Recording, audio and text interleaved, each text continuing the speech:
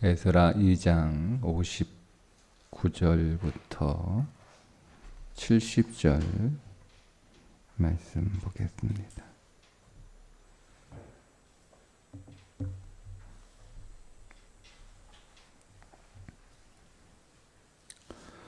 함께 읽겠습니다.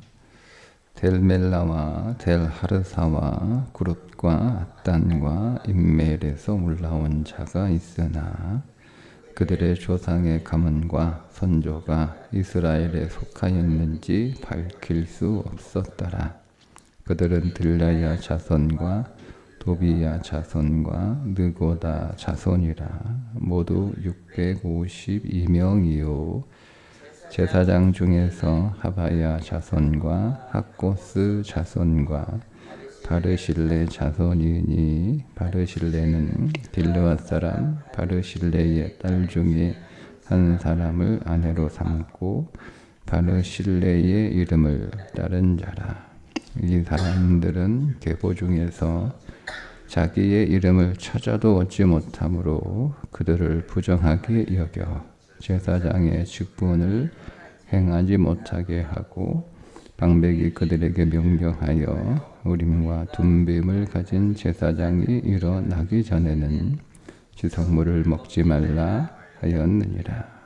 온 회중의 합계가 42,360명이요 그 외에 남종과 여종이 7,337명이요 노래하는 남녀가 200명이요 말이 736이요 노새가 235요 낙타가 435요 나귀가 6,720이었더라. 어떤 족장들이 예루살렘에 있는 여호와의 성전터에 이르러 하나님의 전을 그곳에 다시 건축하려고 예물을 기쁘게 드리되 힘 잘하는 대로 공사하는 금고에 드리니 금이 61,000다리기요 은이 5,000나네요 제사장의 옷이 100벌이었더라. 이에 제사장들과 레위 사람들과 백성 몇과 노래하는 자들과 문지기들이 느디님 사람들이 각자의 성읍에 살았고 이스라엘 무리도 각자의 성읍에 살았더라. 아멘. 오늘 말씀은 포로 귀한 자들 가운데 그 가문과 선조를 알 수 없는 자들에 관한 내용과 최종 귀한 자들의 숫자와 도착에 관한 내용인데, 먼저 자기들이 이스라엘 출신이라고 얘기는 하지만 이스라엘 출신인지 아닌지 알 수가 없는 사람들도 귀환하겠다라고 나옵니다.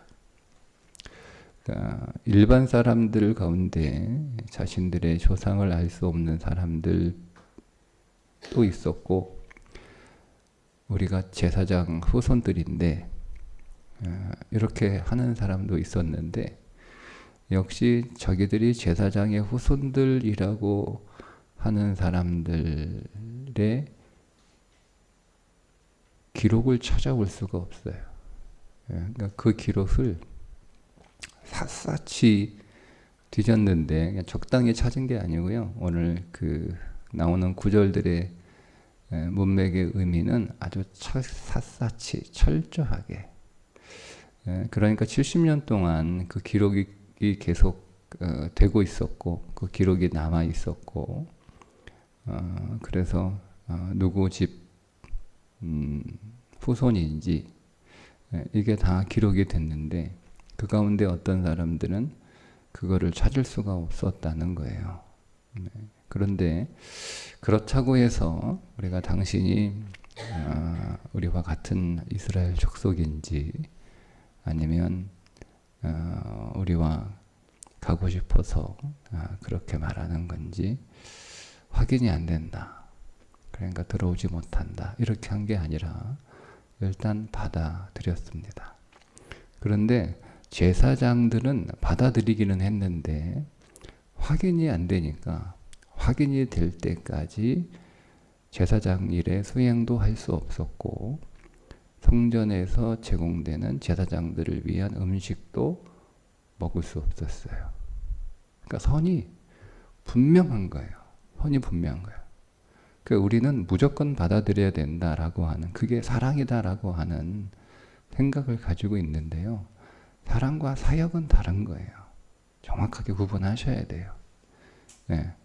자, 일반 사람들은 자기들이 어쨌든 확인이 안 되니까 그들의 말을 믿어주고 그들을 쫓아내는 게 아니고 그들을 받아줬습니다. 그죠? 근데 제사장들은 받아주긴 하는데 사역에 참여하지는 못하는 거예요.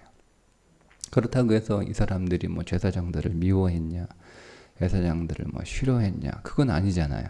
그죠? 그러니까 우리가 교회 안에서 여러분 이거를 좀 구분할 수 있어야 되거든요. 그러니까 제사장의 후손이라고 검증되지 않았기 때문에 사역을 맡길 수도 없고 제사장들에게 제공되는 음식도 먹을 수 없는 거예요. 그렇게 하게 되면 어떤 일이 벌어지느냐라고 염려하는데 62절에 보세요. 이 사람들은 계보 중에서 자기의 이름을 찾아도 얻지 못함으로 그들을 부정하게 여겨, 그러니까 부정하다고 보는 거예요. 그러니까 확인이 안 됐을 뿐이잖아요. 자기들이 제사장 가문의 후손인지 그렇지 않은지가 확인이 안 됐을 뿐인데 일단 부정하다고 여기는 거예요. 네. 그러니까 여러분 70년이 지나고 그동안 예배를 한 번도 드리지 못했던 사람들이지만 이들에게 하나님 앞에 예배가 어떤 건지 정확하게 그 예배의 정신과 가치는 계속 유지되고 있었다라고 하는 거예요. 제사장이 모자라요. 레위 사람들도 모자라요. 이제 성전도 지어야 돼요.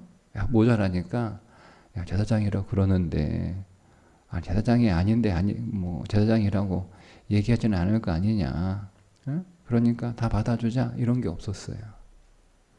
그러니까 예배는요 아쉬운 대로 하는 게 아니에요. 우리가 아쉬우니까 우리가 같이 사역할 수 있도록 그렇게 해주자 이런 게 없어요. 이런 게 없어요. 그러니까 철저한 거예요. 철저한 하나님이 세우신 하나님의 질서가 철저하게 유지되고 있었다라고 하는 것을 우리가 이 말씀을 통해서 묵상할 수 있게 되고요. 이보다 더 중요한 게 뭐냐면 믿음의 계보가 성경은 굉장히 중요하게 여기고 있다는 거예요. 믿음의 계보를. 그러니까 한번 70년을 제가 그냥 숫자로 70년을 생각 안 하고요. 우리 교회가 75년, 6년 되잖아요. 그죠? 이 우리 교회 기간을 보고 하면 70년이라고 하는 시간이 짧을 수도 있지만 또 긴 시간, 짧을 수도 있지만 또 긴 시간이잖아요. 그러니까 이런 거예요. 70년인의 그 역사 안에서 신앙의 대가 중간에 끊긴 거예요. 신앙의 대가 중간에 끊겼으니까 기록이 없는 거잖아요. 그러니까 부모가 일찍 돌아가셨거나 아니면 뭐 이방인들하고 결혼해서 따로 살았거나 그 이유가 아니면 기록이 없어질 리가 없거든요. 그러니까 이게 어디 갔다 온 거예요. 그러니까 부모가 일찍 돌아가셔서 다른 사람 손에 크니까 잊혀져 있었거나 어디 갔다 오니까 사람들이 모르는 거잖아요. 기록은 없지만 이거 저거 아무개 집 자손 맞아 라고 이렇게 얘기해 주면 상관없는데 그런 사람도 없었다는 거잖아요. 그러니까 어쨌든 이건 신앙의 대가 중간에 끊긴 거예요. 그것도 오랫동안 신앙의 대가 끊긴 거예요. 그러다가 다시 신앙으로 돌아온 사람들의 이야기로 우리가 볼 수 있잖아요. 근데 성경은 중간에 신앙의 대가 끊겼다가 다시 돌아오면 괜찮지 않냐? 괜찮죠. 근데 성경은 그것에 대하여 좋다라고 말하지 않고 있다라는 거예요. 그러니까 성경은 신앙의 계보가 신앙의 대가 계속 이어지는 것을 매우 중요하게 여기고 있다라고 하는 것을 오늘 이 말씀을 통해서 우리가 확인하게 됩니다.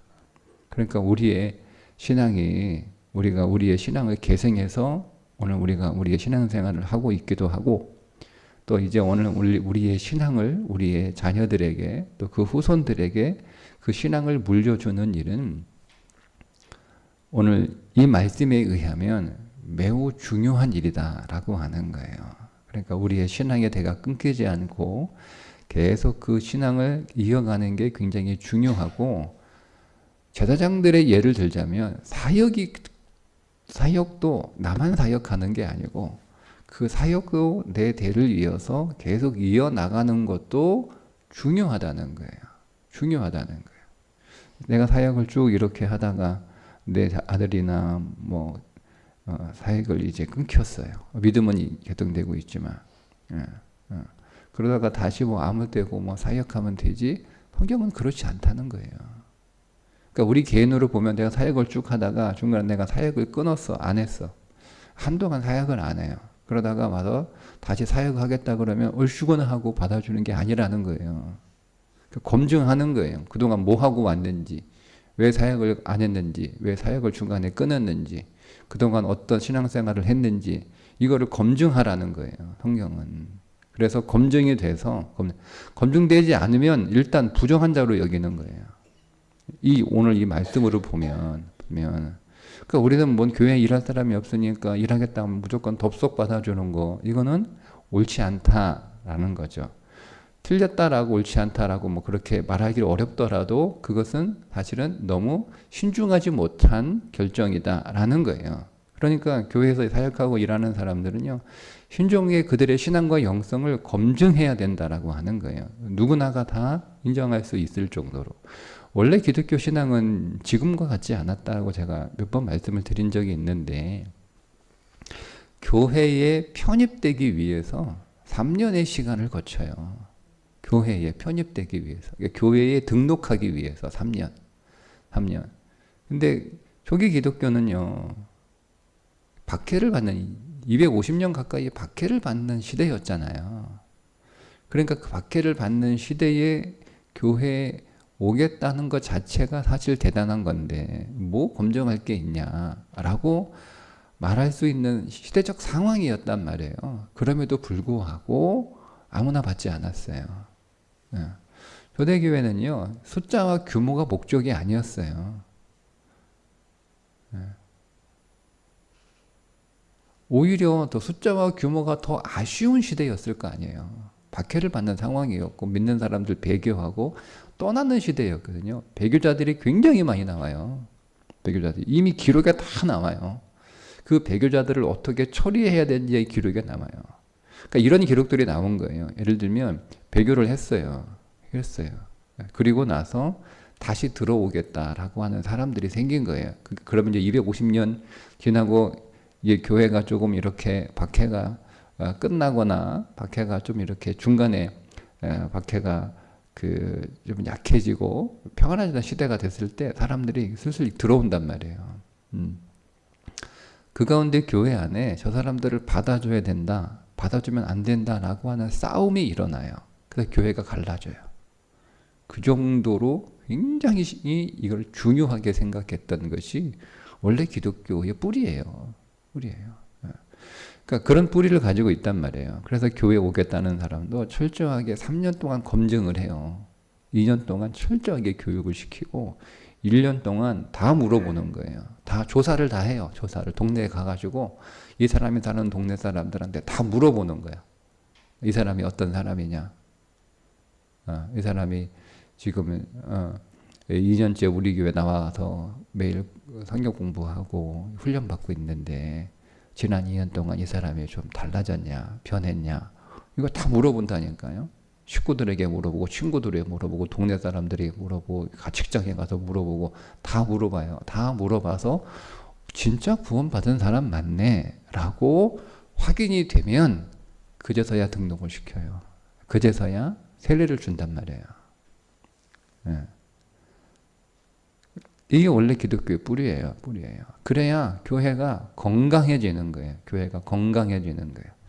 교회가 언제부터 건강해지지 않았냐면 병들었냐면 박해가 끝나고 기독교가 공인되면서부터 교회가 병든 거예요. 왜냐하면 사람들이 물밀듯이 들어왔어요.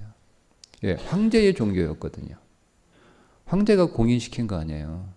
그러니까 박해가 끝나는 정도가 아니고요. 갑자기 광야의 종교가 황제의 종교가 되면서부터 이 정치적인 셈이 굉장히 빠른 사람들이요, 물밀듯이 교회로 들어와요. 그러니까 이 사람들은 교회가 감당을 못하는 거예요. 왜? 있는 사람들은 10명밖에 안 되는데 막 갑자기 100명이 들어오니까 이 10명이 100명을 교육할 수가 없는 거예요. 어떻게 여러분 10명이 100명을 교육을 해요? 이 사람들이 다들 다 직장도 있고 다 자기 일도 있는데, 그러니까 속성반을 만들어요. 속성반. 그러니까 3년에 걸쳐서 교회에 등록이 되고 세례를 받던 사람들이 속성 과정을 거쳐서 짧은 시간 내에 교육을 끝내고 그냥 세례를 줘버린 거예요. 그러니까 구원받지 못한 자들이 교회에 들어오기 시작하는 거예요. 네. 그러니까 여러분, 황제의 종교니까 샘 빠른 사람들이 교회 온 사람들 가운데 어떤 사람들이겠어요? 힘이 있는 사람들이 교회에 들어오는데 이 사람들이요, 검증이 안 된 거예요. 그래, 검증이 안 된 사람들이 힘까지 가지고 있으니 교회에서 감나라 배나라 이렇게 하는 거예요. 그러다 그러면서 조금씩 교회가 병 들어가는 거예요. 네, 병 들어가는 거예요. 네. 그러니 여러분, 오늘 우리가 우리의 사역을 계속 이어나가는 것이 굉장히 중요합니다. 내가 지금 힘들고 어려우니까 안 하다가 다음에 내가 하겠습니다라고 하면 그때 할 수 있지? 안 받아줘요. 받아주면 안 돼요. 검증해야 되는 거예요. 그동안 신앙생활 어떻게 했는지. 근데 그거를 사랑이 아니다라고 얘기하면 오늘 이 말씀을 잘 모르는 거예요. 여러분, 이 사람들이 사랑이 없어가지고 지금 제사장들 성전에 참여하지 않고 음식까지 주지 않는, 그러진 않잖아요. 어떻게 사랑이 없다라고 얘기를 해요. 여러분, 이 사람들은 어떤 사람들이냐면, 보세요. 돌아올 때 이 사람들의 숫자보다 우리가 뒤에 나오는 게 있는데요. 말이 736, 노새가 245, 낙타가 445, 나귀가 6720이에요. 그러니까 이 정도를 가지고 있었다라고 하면은 1차 귀환한 사람들 약 이제 전체를 다 합치면 약 49,000명, 5만 명 가까이 되는데요. 이 사람들이 나누니까 6집에 한 집꼴로 짐승을 가지고 있는 거예요. 그 당시에. 그럼 6집에 한 집꼴로 다 승용차를 가지고 있었던 삶을 살고 있었던 사람들이란 얘기잖아요. 그러면 그래도 좀 살았죠. 좀 사는 사람들이에요. 그런데 돌아가잖아요. 다 포기하고 돌아가잖아요. 거기에 아무것도 없어요. 처음부터 다시 시작해야 되는 것이에요. 집도 없어요. 밭도 없어요. 직장도 없어요. 아무것도 없어요. 성전부터 지어야 돼요. 근데 이 사람들이 그걸 다 포기하고 돌아간단 말입니다. 그러니까 이 사람들이 믿음 없는 사람들이 아니잖아요. 믿음 있는 사람들이에요. 믿음 있는 사람들인데 이 사람들에게 사랑이 없다라고 말하는 건 굉장히 잘못된 이해죠. 그죠? 그러니까 여러분, 이 제사장을 당신 제사장이라고 후손이라고 하는데 근데 확인이 안 된다. 어쨌든 중간에 대가 끊긴 거 아니냐. 왜 대가 끊겼는지도 우리 잘 모르겠고, 당신 뭐 하다고 왔는지 우리가 검증도 할 수 없고, 단순히 당신 말만 믿고 우리가 당신은 제사장입니까? 라고 해서 그 반열에 우리를 받아들여야 되는 건 아니지 않느냐. 확인이 될 때까지. 언제가 확인이 되냐면 우림과 둠빔을 사용하는 제사장이 나올 때까지잖아요. 그죠? 63절에 방백이 그들에게 명령하여 우림과 둠빔을 가진 제사장에 일어나기 전에, 그러니까 우림과 둠빔을 잃어버린 거예요. 이게 사라졌어요. 우림과 둠빔이 뭐죠? 에봇 안에 있는 두 개의 어떤 물건이에요. 예, 여러 가지 이제 그 학자들의 견해가 있는데, 돋보기 같은 거라고도 이렇게 얘기하는, 그러니까 유리처럼 생긴 어떤 물건이다라고 얘기를 하는 사람도 있어요. 그러면 그거 갖다가 비추면 그게 환하게 비춰진다. 이런, 근데 어쨌든 정확하게 우리가 정체를 알지 못하지만 하나님의 뜻을 분별하는데 사용하는 도구란 말이에요. 근데 이게 없어진 것 같아요. 이게 이제 소실되었기 때문에 이거를 다시 찾아서 하나님의 뜻을 정확하게 물을 수 있기 전까지는 일단은 너희들 성물 아무것도 먹지 마라. 줄 수 없다. 이렇게 얘기를 하는 거예요. 그러니까 하나님의 뜻을 정확하게 파악을 하는 거죠. 하나님의 기준에 의해서 하나님의 뜻에 맞는지, 하나님이 원하시는지, 하나님이 인정하시는지 이거를 확인하기 전까지는 안 된다는 거예요. 그러니까 이걸 가지고 우리가 이 사람들 되게 사랑도 없다. 뭐 그렇게 일하겠다고 하는데 뭐 일도 못하게 하냐라고 얘기하는 건 우리가 성경을 정확하게 이해하지 못하는 거예요. 자, 세 번째 중요한 건 뭐냐면 여러분 총 전체의 사람들, 일반적인 사람들 이게 42,360명, 이 사람들이 이제 20세 이상의 남자 이스라엘 족속들, 그 밖에 이제 느디님 사람들, 솔로몬의 종들까지 다 합치면 이제 49,000명, 이제 5만 명 가까이 되는 건데, 이 사람들이 누구냐? 이 사람들이요, 이사야가 얘기한 남은 자들입니다. 남은 자들. 이사야 10장 20절 이하에 나오죠. 내 백성이 바다에 모래 같을지라도 남은 자만 돌아오리라. 남은 자예요. 여러분, 이 남은 자들이 남은 자들의 숫자는 더 많아요. 훨씬 많아요. 근데 그 70년 동안 바벨론에 살고 죽지 않고 살아있는 모든 사람들을 남은 자라고 부르지 않는 거예요. 성경의 이 렘넌트 신앙이 굉장히 중요한 신앙이거든요. 굉장히 중요한 신학적 주제예요. 누가 남은 자냐? 누가 남은 자냐? 살아남은 사람이 남은 자가 아니에요. 돌아오는 사람들을 남은 자라고 부르는 거예요. 근데 이 사람들이 여러분 돌아오는 길이 그냥 이거 해방됐으니까 조국으로 돌아가자. 그게 아니라니까요. 우리가 일제치하에 징용 끌려갔던 사람들이 해방됐으니까 다들 고향으로 돌아가자. 그런 상황이 아니라니까요.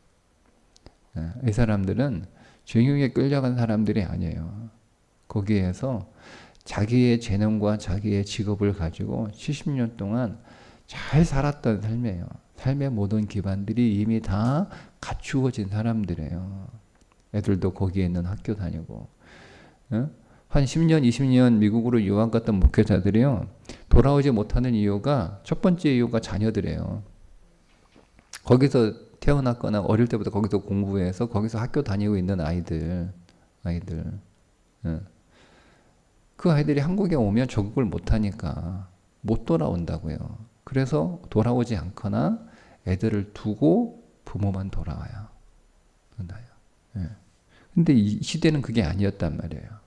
거기서 태어나서 거기서 학교 다니고 거기에 친구들도 다 있고 그리고 거기에 말도 쓰고 근데 이 사람 애가 돌아오면 다닐 학교도 없고 친구도 없고 그런 상황인단 말이에요. 그런 사람들이 남은 자예요.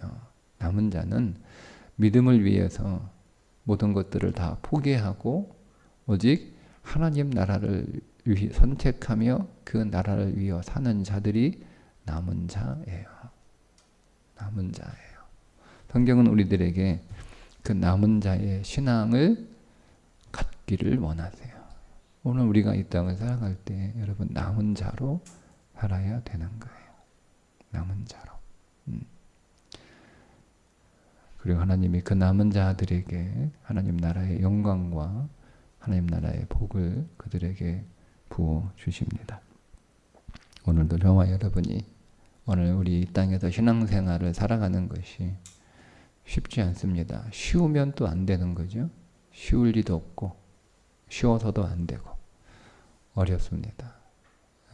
그러나 우리가 끝까지 믿음을 지킬 뿐만 아니라 우리의 믿음을 이어가는 그런 남은 자가 되시기를 주님의 이름으로 축복합니다. 기도하겠습니다. 하나님 아버지, 오늘 남은 자들의 숫자를, 그들의 가문의 이름을 하나님께서 성경에 기록하신 것은 그 신앙이 귀하고 그 신앙이 복된 줄 우리들에게 말씀하시는 것으로 믿습니다. 우리의 신앙이 기록되는 신앙이 되게 하여 주옵소서. 우리의 신앙이 계승되는 신앙이 되게 하여 주옵소서. 우리의 사역이 계속 끊기지 않고 이어지는 섬김이 되게 하여 주옵소서.